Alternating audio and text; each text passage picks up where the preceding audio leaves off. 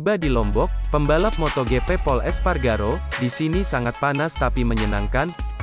Pembalap MotoGP dari tim Repsol Honda Pol Espargaro tiba di Lombok, Senin, tanggal 7 Februari tahun 2022. Pol Espargaro tiba di Bandara Internasional Lombok Zainuddin Abdul Majid sekitar pukul 18.30 waktu Indonesia Tengah. Mengenakan baju putih dan celana jeans pendek, Pol Espargaro tiba bersama rombongannya.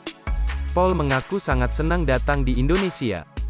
Sangat baik tapi di sini sangat panas dan menyenangkan, ujar Pol Espargaro di Bandara Internasional Lombok saat menuju ke mobil jemputannya, Senin, tanggal 7 Februari tahun 2022.